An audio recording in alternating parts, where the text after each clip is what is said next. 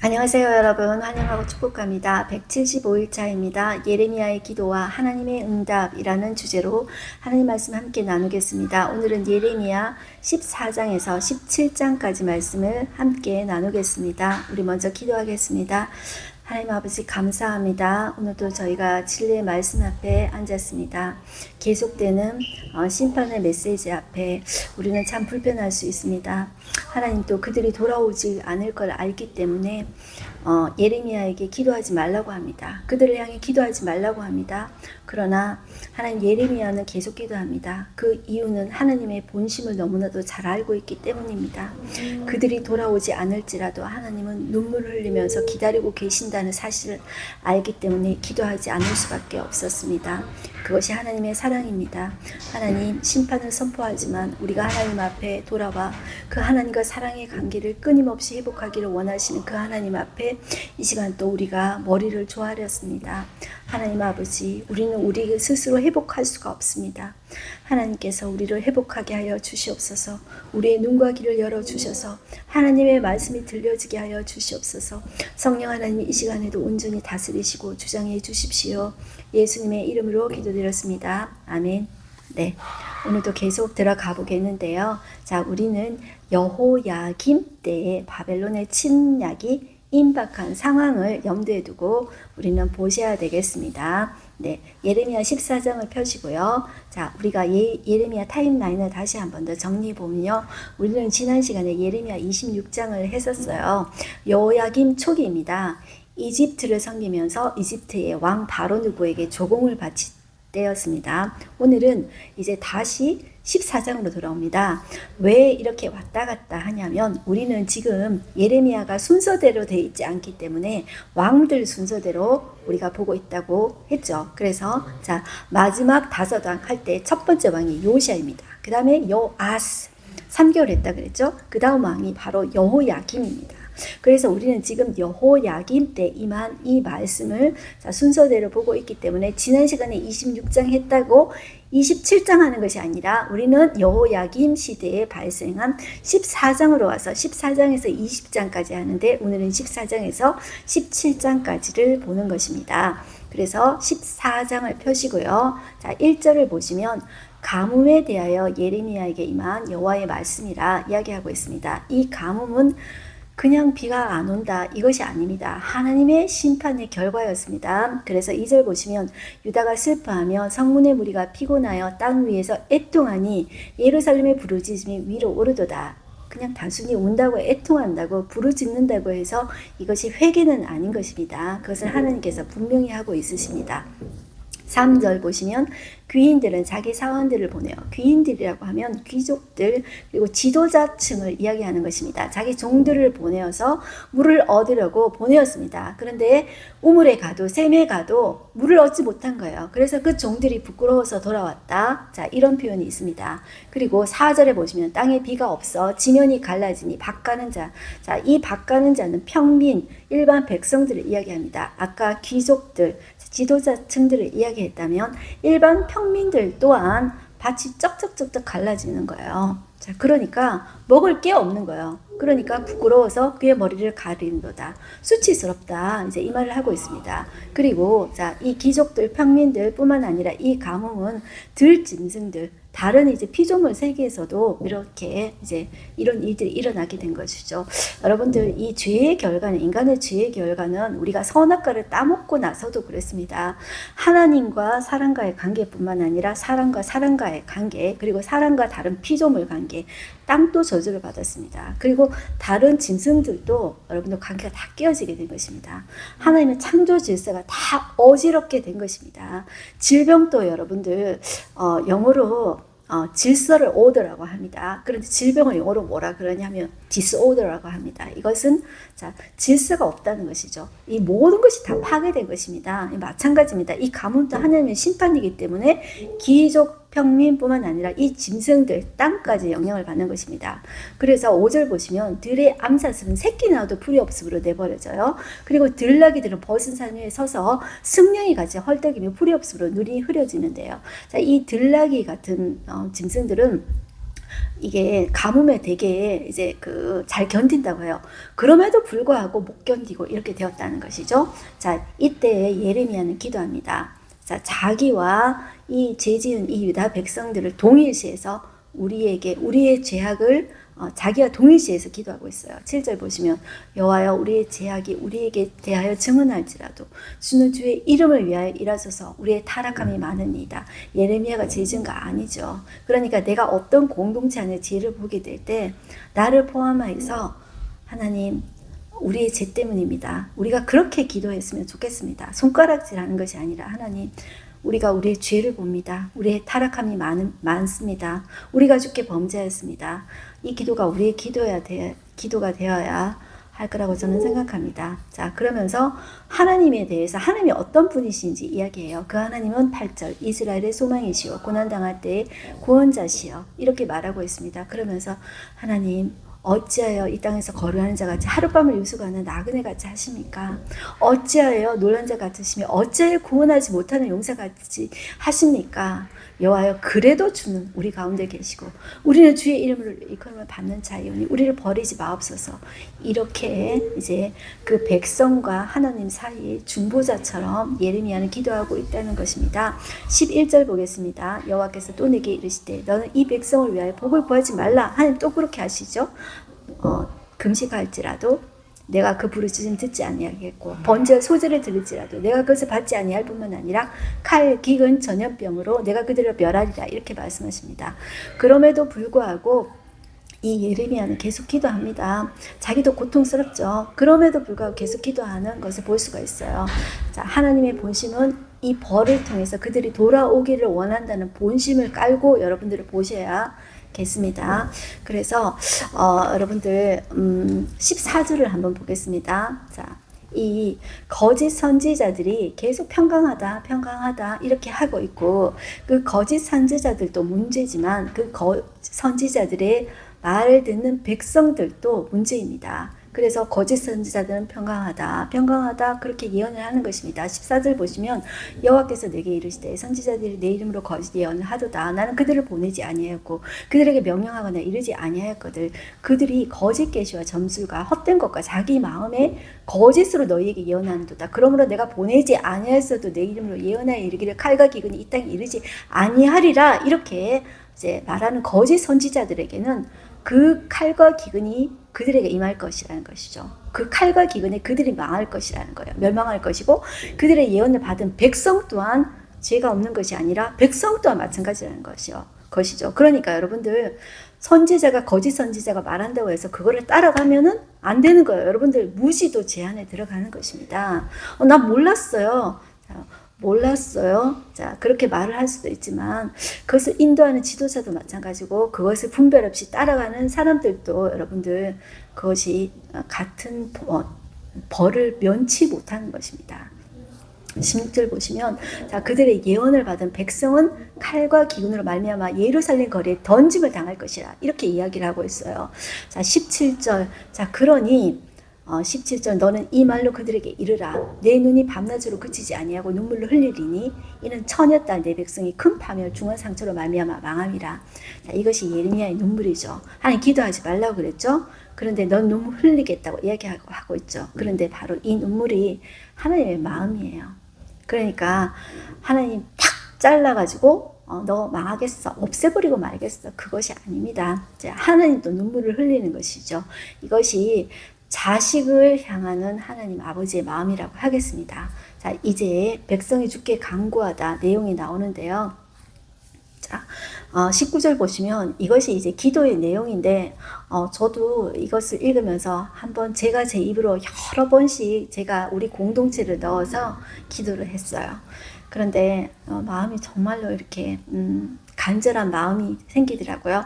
여러분들도 여러분들이 속한 가족과 공동체에 이름을 넣어가지고 이렇게 기도를 한번 해보십시오. 자, 이 기도는 내가 내 자신에게 들을 뿐만 아니라 하나님이 저는 이 말씀으로 하는 기도를 분명히 들으신다고 믿어요. 여러분들 기도를 내 생각대로 내 마음대로 하나님을 내게 맞춰서 하는 것이 아니라 내가 하나님의 뜻에 맞춰서 하는 기도가 참 기도예요. 그래서 그렇게 기도해 보실 때 정말 그 하나님의 마음이 느껴지고 예레미야의 마음이 느껴지고 하나님이 정말 이걸 원하시겠구나. 그 마음이 느껴져요. 한번 그렇게 우리 공동체를 넣어서 해보십시오. 19절 보시면 주께서 유다를 여러분들 가족 이름 넣어보세요. 그리고 공동체 이름 넣어보세요. 유다를 온전히 버리시나이까? 주의 심령이 시온을 싫어하시나이까? 어찌하여 우리를 치시고 치료하시 아니하시나이까? 하나님 안 버려요. 온전히 안 버려요. 안 싫어해요. 그런데 그 마음을 이제 넣어가지고 여러분들 한번 해보세요. 우리가 평강을 바라도 좋은 것이 없고 치료받기를 기다리나 두려움만 보나이다. 여호와 우리 조상의 죄악을 인정하나이다.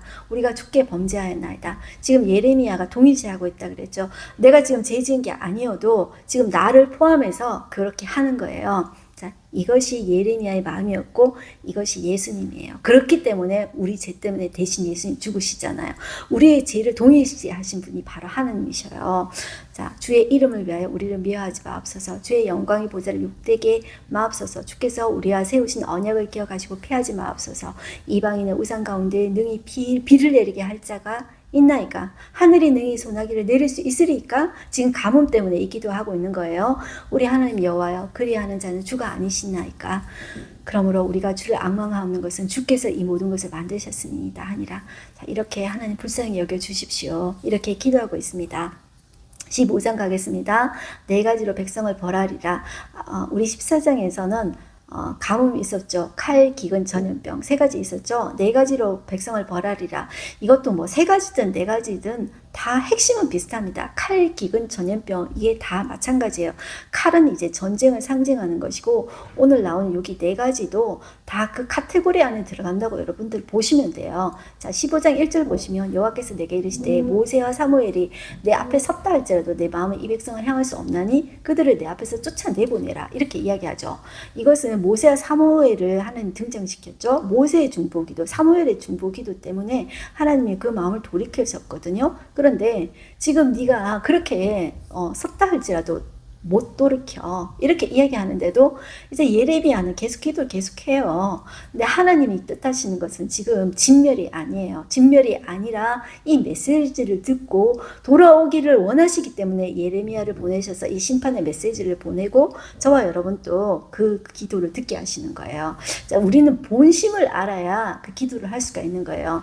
자, 2절 보시면 그들이 만일 내게 말하기를 우리가 어디로 나아가리요 하거든 너는 그들에게 이르기를 여호와께서 이와 같이 말씀하시니라. 죽을 자는 죽음으로 나아가고 칼을 받을 자는 칼로 나아가고 기근에 당할 자는 기근으로 나아가고 포로될 자는 포로됨으로 나아갈지니라 하셨다 하라. 자, 이게 죽음, 이게 이제 칼, 전쟁 이거 같은 것입니다. 자, 그리고 기근, 그리고 이제 포로, 그 다음에 이제 전염병, 14절에 말했던 거하고 같은 재앙이라고 보시면 돼요. 같은 벌이라고 보시면 돼요. 조금 더 확장해서 3절에 보시면 여호와의 말씀이니라. 내가 그들을 4가지로 벌하리니 곧 죽이는 칼, 이거는 이제 전쟁 이야기하는 거예요. 찢는 게. 자, 이제 전쟁에서 이제 포로로 끌려가게 되죠. 그러니까 다 연결되어 있는 벌이라고 보시면 돼요. 그리고 삼켜 멸하는 공중의 새 이런 것들이 전염병을 말하는 거예요. 여러분들 오늘날도 우리 코로나 이런 것들이 이제 짐승이나 뭐 새, 뭐 조류, 뭐 이런 것들을 통해 가지고 전염병을 옮기잖아요.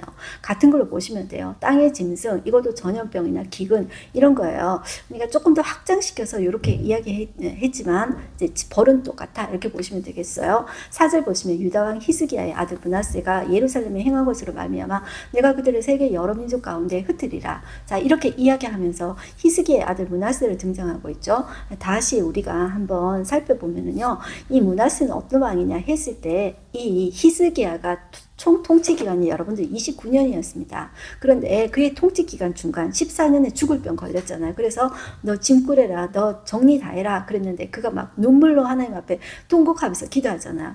그 눈물에 하나님의 마음이 녹아서 15년 더 연장해 주셨죠. 그때 낳은 아들이 므낫세입니다. 그러면 자, 정말 은혜의 아들이지 않습니까? 그런데 이 히스기야가 되게 오냐오냐 하면서 좀 키웠던 것 같아요. 좀 하나님 말씀 잘 안 듣고 율법 잘 안 지켜도 조금 오냐오냐 했던 것 같아요. 그거 나와 있지는 않지만 므낫세는 여러분들 북쪽 이스라엘과 남쪽 유다의 모든 왕을 걸쳐서 가장 통치 기간이 길었던 왕이 바로 므낫세예요. 자, 아버지 히스기야 29년이라 그랬죠. 대단한 종교 개혁을 한 요시야 31년이었습니다. 근데 므낫세 55년 통치 기간이에요. 가장 길어요.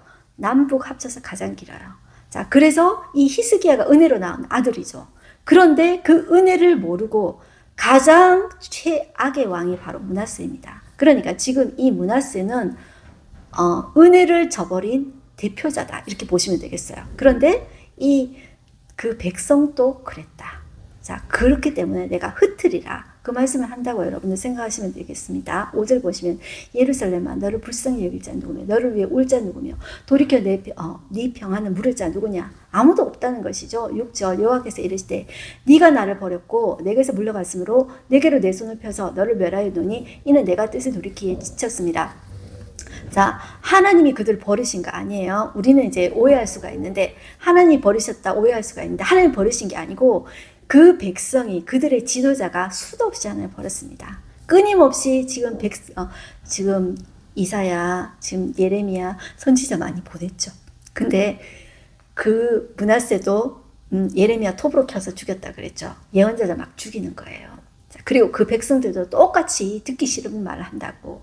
하나님이 벌 내리신다고? 하나님 그의 백성 벌 내리신다고? 하나님은 긍휼이 많으신 분 아니야? 그러면서 우리 벌 안 받아? 우리 평안이야. 계속 이렇게 주장한다는 것이죠.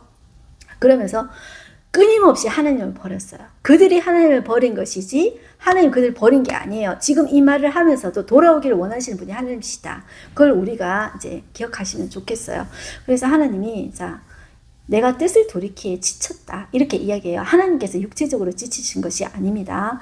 자, 하나님 그의 백성이 끈질기게 하나님을 떠났다는 그런 뜻으로 보시면 좋겠어요. 그래서 7절 내가 그들을 그 땅의 여러 성문에서 키로 까불러 그 자식을 끊어서 내 백성을 멸하였나니. 자, 이를 키로 까부른다는 것이 키즈를 이렇게 하면 가부는 것이 다 날아가 버리는 거예요. 그러니까 하나님에 대해서 마음이 없이 가벼운 사람들은 다 날아가 버리는 거예요. 그러니까 하나님에 대해서 마음이 깊은 사람, 심지가 굳은 사람만 이제 남아있다는 거예요. 자, 그래서 그 가벼운 사람 다 날려버린다는 것입니다. 이것이 이제 시편 1편에도 그런 게 나오잖아요. 자, 이게 날아가 버리는 거예요. 가벼운 겨들이. 이는 그들이 자기들의 길에서 돌이키지 아니하였습니다. 자, 이 심판의 이유는 그들이 자기들의 길에서 돌이키지 아니하였습니다. 이렇게 말을 하고 있습니다.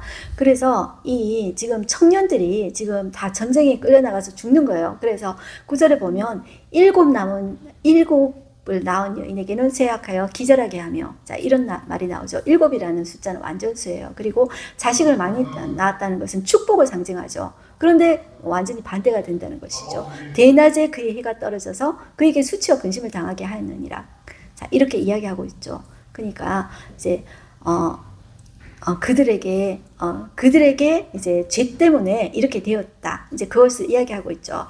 자, 그래서 이 예레미야의 기도와 여호와의 말씀이 그 뒤에 나오고 있는데요. 이 예레미야의 기도와 하나님의 말씀이 2번 반복돼요. 자, 예레미야가 이 말씀을 듣고 이제 기도를 하는데요. 자, 이번에는 예레미야가 너무너무 힘들었던 것 같아요. 이렇게 말해요. 10절에 보면 내게 재앙이로다 나의 어머니여, 어머니께서 나를 온 세계에 다투는 자와 싸우는 자를 만날 자로 나오셨도다. 조금 말이 좀 어렵으니까 제가 새 번역으로 잠깐만 볼게요. 새 번역에 보시면 여러분들 좀 번역이 여러 가지 있으면 조금 다양하게 볼 수가 있고, 젊은 사람들은 새 번역이나 개역 개정이 좀 어려워요. 새 번역이나 쉬운 성경이나 메시지 성경을 보시면 조금 더 이해가 쉽습니다. 새 번역으로 보시면 어머니 원통합니다. 세상이 다 내게 시비를 걸어옵니다. 이렇게 이야기한다는 것이죠.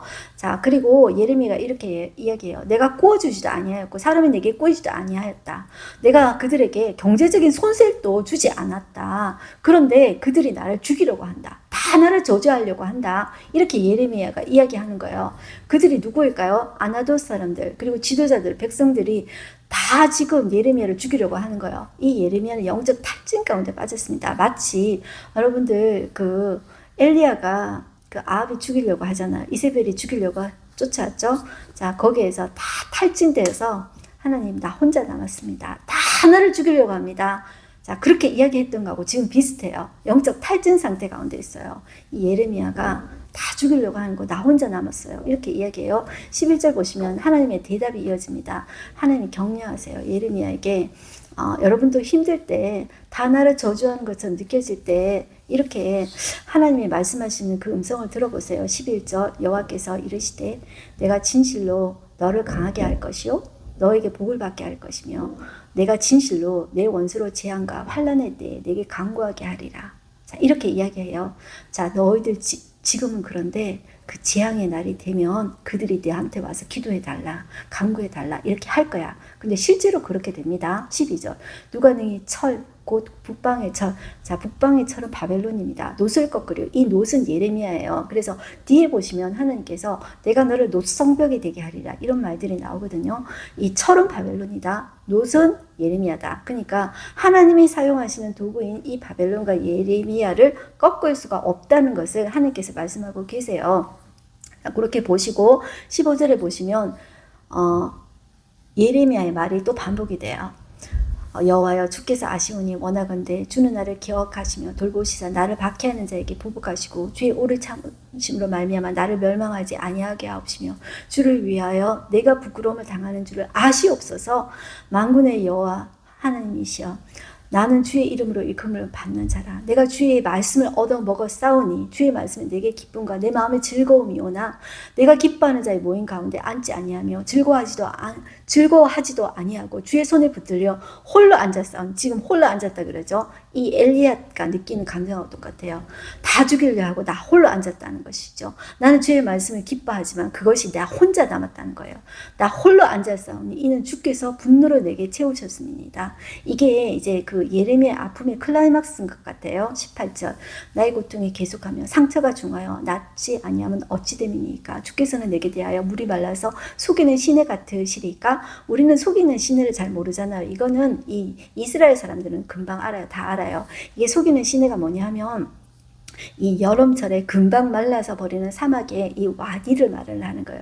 지금 이 이스라엘은 그게 있거든요. 그래서 이게 비가 오면은 금방 시내가 되고 조금 있으면 금방 시내가 사라지는 것처럼 되는 거예요. 그래서 하나님 내게 속이는 시내 같지 않습니까? 하나님 대해서 그렇게 이야기해요. 자, 19절에 여호와께서 이렇게 대답을 해주세요. 자, 네가 만일 돌아오면 내가 너를 다시 이끌어 너 나한테 돌아와라. 그 사람들에게 돌아가는 것이 아니라 너 나한테 돌아와라. 너는 나만 쳐다봐야 된다. 시선을 나한테 고정해야 된다. 너 내게로 돌아와서 나를 쳐다봐라. 이렇게 이야기하시는 것입니다. 자, 네가 만일 내게로 돌아오면 하나님께로 돌아오면 내가 너를 다시 이끌어 내 앞에 세울 것이며 네가 만일 헛된 것을 버리고 귀한 것을 말한다면 너는 나의 입이 될 것이라. 네가 나한테 돌아왔을 때 너는 끝까지 내 입이 될 거야. 자, 이렇게 이야기하는 것입니다. 그들은 내게로 돌아오려니와 너는 그들에게 돌아가지 말지니라. 너는 그들에게 시선을 고정하고 그들에게 다시 돌아가면 안 된다. 자, 나에게 시선 고정해라. 너는 끝까지 사명을 감당해야 된다. 너는 끝까지 나의 입이 되어라. 이 말인 것입니다. 20절 내가 너로 이 백성 앞에 견고한 놋성벽이 되게 하리니. 하나님이 뭐라를 만들어 주시겠대요. 놋성벽이 되게 하시겠대요. 그들이 너를 칠지라도 이기지 못할 것은 내가 너와 함께하여 너를 구원하여 너를 구하여 건짐이라. 여호와의 말씀이니라. 내가 너를 악한 자의 손에서 건지며 무서운 자의 손에서 구원하리라. 하나님께서 직접 구해주시겠다. 이렇게 이야기하고 있습니다. 자, 여기에서 우리는 자, 이것이 이 예레미야의 아픔이 예수님의 아픔, 예수님의 그림자라고 조금 보셔야 됩니다. 왜냐하면 예레미야가 이 말을 했기 때문에 사람들이 예레미야를 죽이라고 하잖아요. 예레미야에게 좋게 대하는 사람이 있습니까? 고향 사람, 학자들을 말하면 가족들, 친지들까지도 예레미야를 죽이려고 했을 것이다. 여러분들 오늘날 이슬람 사람들이 예수를 믿게 될때 그 가족들이 죽이지 않습니까? 자기 자식을 죽입니다. 가족 중에 누가 예수를 믿으면 그 가족, 그거를 명예살인이라고 합니다. 자, 자기 고향 사람들, 가족 친지까지 예레미야를 죽이려고 하고 있습니다. 그런데, 자, 그것이 예수님의 아픔입니다.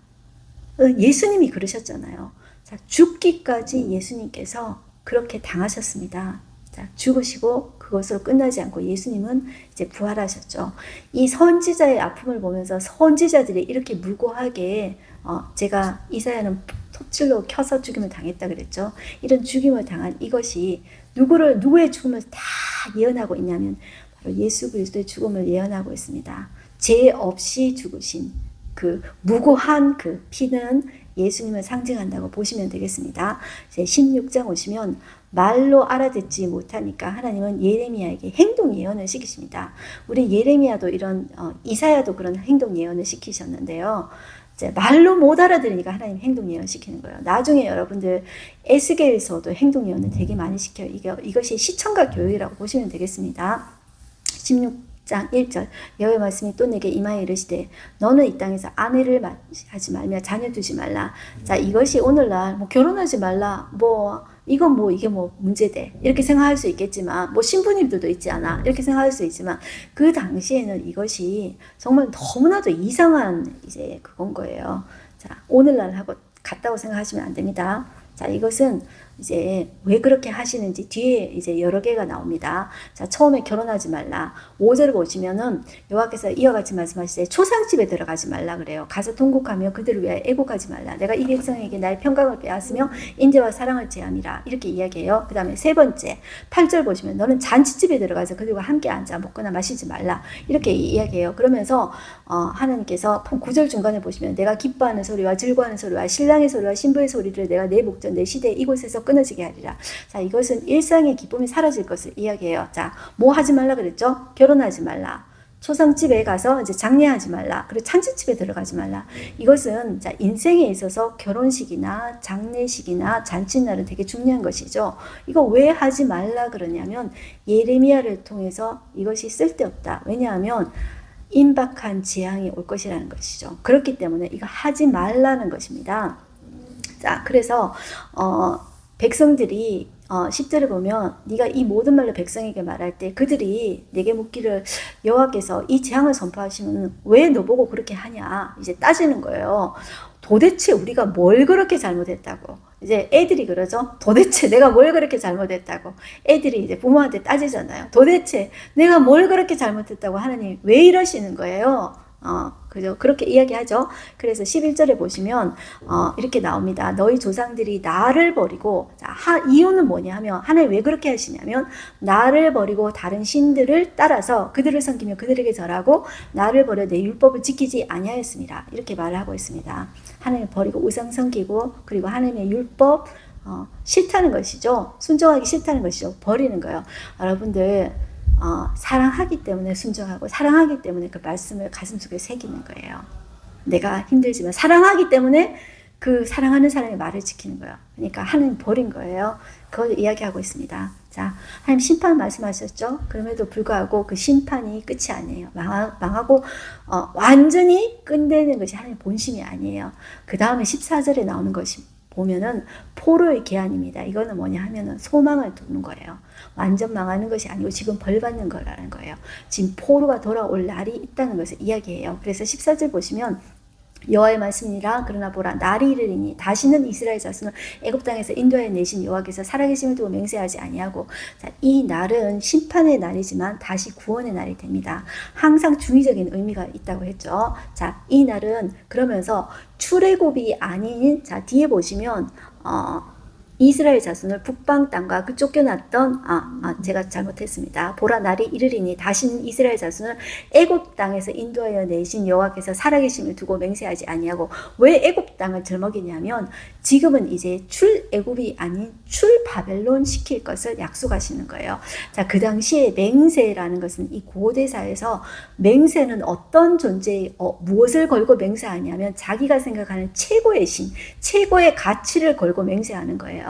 자, 그런데 이제 출애굽하는 그 여호와가 아니라 그 하나님은, 우리 하나님은 출바벨론 시킬 것이다. 하나님께서 그것을 약속하신다. 자, 그거를 깔고 지금 너희들 약속해 줄 거야. 이 말로 하는 거라고 여러분들 생각하셔야 됩니다.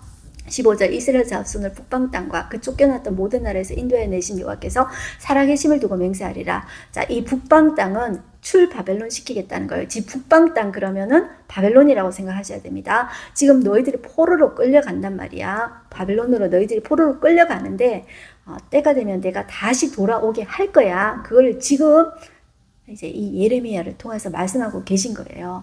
자, 내가 그들의 조상들에게 준 그들의 땅으로 인도하여 드리라. 다시 땅으로 돌아오게 될 것이다. 이 소망의 메시지를 다시 이야기해요. 그럼에도 불구하고 하나님이 그 악과 죄를 배나 갚을 것이다. 심판할 것을, 죄에 대해서는 반드시 하나님께서 처리할 것을 이야기해요.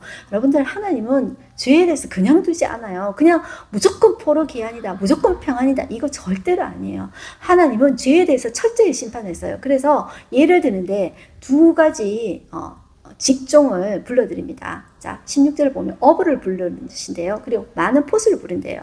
자, 어부는 여러 막 곳에 숨어 있는 물고기들을 이제 잡는 게 어부예요. 그리고 포수는 자, 정조준에서 이제 짐승들을 잡는 것이죠. 숨은 물고기와 짐승들을 다 잡으시는 것처럼 내가 잡아내겠어. 죄를 잡아내겠어. 그것이에요. 하나님께서. 자, 그래서 죄에 대해서 하나님께서 철저히 벌을 내리실 것을 이야기해요. 완전한 심판을 하실 거를 말씀하고 계세요. 자, 그런데 우리가 이 심판을 벌을 받는 것 같지만 이 심판은 결국 누가 받으시냐면 이 심판은 결국 하나님 자신이 받으세요. 하나님 자신이 누가 받아요? 예수님이 하나님 자신이 받는 거예요. 우리가 이 죄를 완전히 받을 수가 없어요. 그래서 이 죄의 대가를 하나님께서 온전히 자신이 받으시는 거예요. 자, 그 다음에 예레미야의 기도가 이어지는데요. 19절, 여호와 나의 힘, 나의 요새, 환난 날의 피난처시여 민족들이 땅끝에서 주께 이르러 말하기를 우리 조상들의 계승한 말은 허망하고 거짓되고 무익한 것뿐이라. 자, 지금 예레미야가 지금 하나님을 나의 힘, 나의 요새, 환난처의 피난처시여, 이 환난 날의 피난처시라 고백하고 있죠. 그리고 지금 이스라엘 민족뿐만 아니라 여러 민족들이 땅끝에서 주에게 이르러서 이렇게 말을 한다는 것입니다. 그래서 이 항상 하나님의 방향성은 어디냐면 이스라엘을 만드실 때부터 아브라함으로 통한 이스라엘뿐만 아니라 모든 민족, 열방이 하나님의 방향성이었어요. 지금 마찬가지예요. 이 예레미야의 기도도 1장에 나옵니다.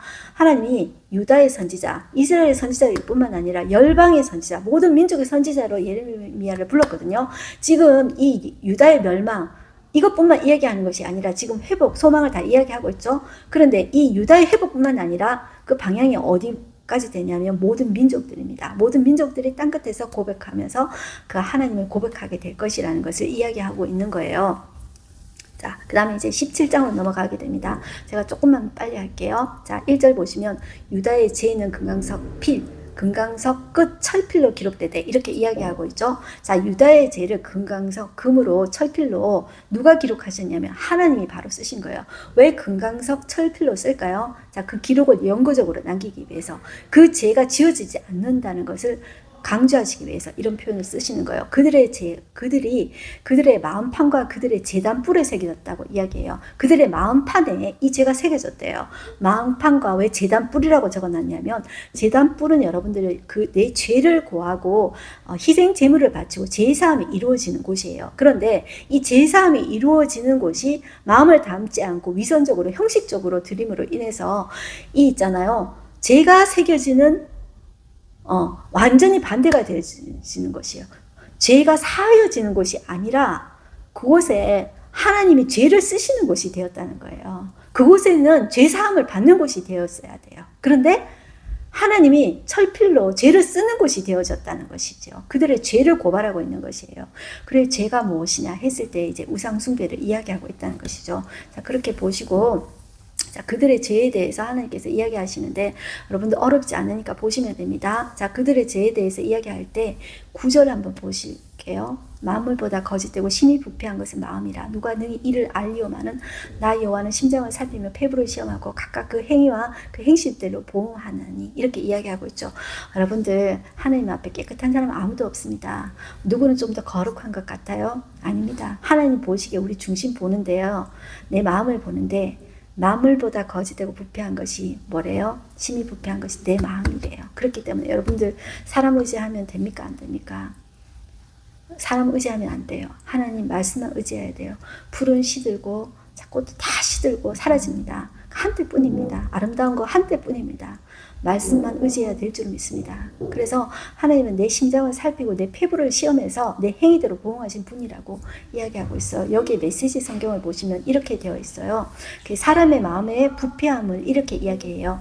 사람의 마음이란 형편없이 시커멓고 형편없이 기만적이어서 아무도 풀 수 없는 퍼즐과 같다. 이렇게 표현하고 있어요. 이것이 우리의 마음이래요. 자, 예레미야의 기도가 간구가 계속되고 있어요. 여러분들 이것도 우리 가족 넣어서 우리 공동체에 넣어서 이렇게 기도해 보십시오. 저 이렇게 해가지고 몇 번 이제 기도했는데 아까하고 똑같습니다. 12절 보시면 영화로우신 보좌여 시작부터 높이 계시며 우리의 성소이시며 이스라엘의 소망이신 여호와여 무릇 주를 버리는 자는 다 수치를 당할 것이라 무릇 여호와를 떠나는 자는 흙의 기록이 되오리니 이는 생수의 근원이신 여호와를 버림이니이다. 여호와여 주는 나의 찬송이시오니 나를 고치소서 그리하시면 내가 낫겠나이다. 나를 구원하소서 그리하시면 내가 구원을 얻으리이다. 보라 그들이 내게 이르기를 여호와의 말씀이 어디 있느냐 이제 임하게 할지어다 하나이다.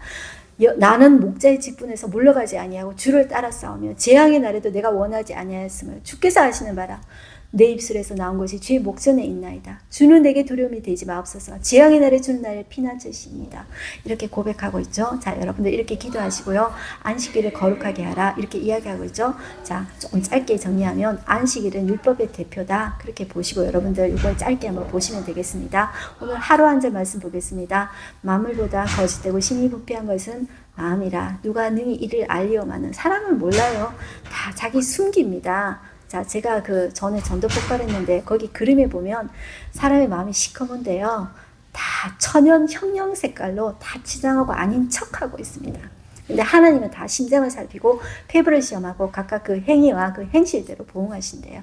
하나님 앞에 다 드러납니다. 자, 오늘의 인사이트 볼게요. 사람의 마음이란 형편없이 시커멓고 기만적이어서 아무도 풀 수 없는 퍼즐 같습니다. 제가 메시지 성경 읽은 거하고 똑같죠.